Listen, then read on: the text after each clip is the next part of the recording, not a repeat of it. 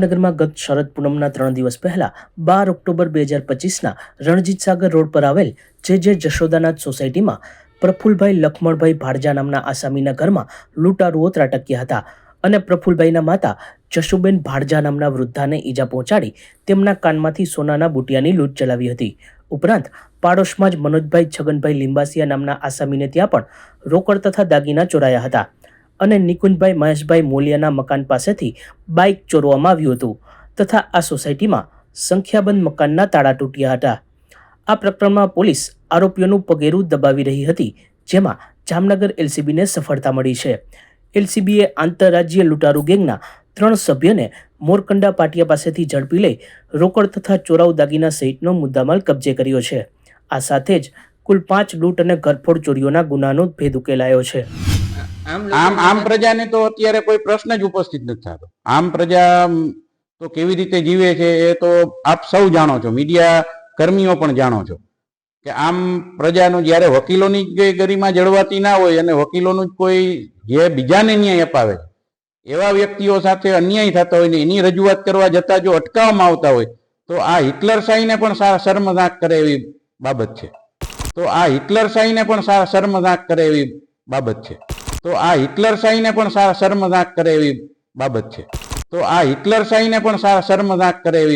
બાબત છે। ખંભાળિયામાં ગઈકાલે વાહન ચેકિંગ દરમિયાન એક એડવોકેટના વાહનમાંથી એડવોકેટ સૂચક બોર્ડ પોલીસ દ્વારા હટાવવામાં આવતા આ મુદ્દે વિવાદ ખડો થયો છે, જે પછી દેવભૂમિ દ્વારકા વકીલ મંડળ દ્વારા આવતીકાલે કોર્ટ કાર્યવાહીથી દૂર રહેવાનો નિર્ણય કરવામાં આવ્યો છે।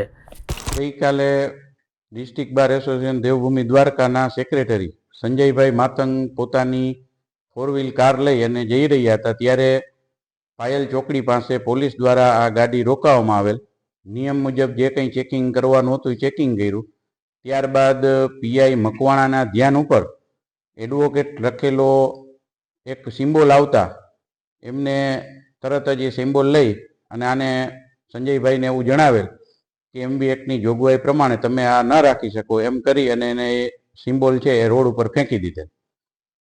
જે અંગેની તુરત જ જાણ મને સંજયભાઈ ફોન દ્વારા કરતા મેં પણ સદર પોલીસ ઇન્સ્પેક્ટરનો તાત્કાલિક સંપર્ક કરવા પ્રયત્ન કરેલ, પરંતુ તેઓએ ફોનમાં વાત કરવાની ના પાડેલ।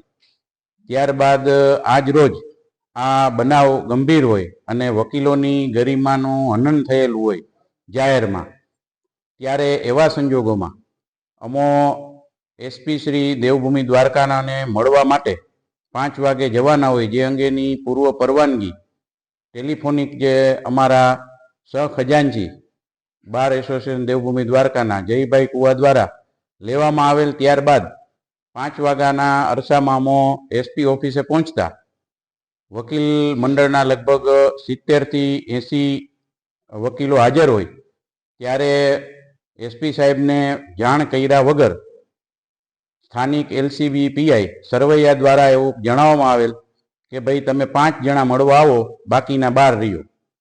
એટલે એસપી સાહેબને ખરેખર વાસ્તવિકતા બનાવ અંગેની જાણ ન થાય એના માટેના પ્રયત્ન આ સરવૈયા દ્વારા કરવામાં આવેલ છે અને વકીલ મિત્રોની ગરિમાનું હનન થાય તેવું કૃત્ય જે મકવાણા દ્વારા કરવામાં આવ્યું છે તેના વિરોધમાં આવતીકાલથી district bar association Devbhumi Dwarka કામથી અલિપ્ત રહેશે।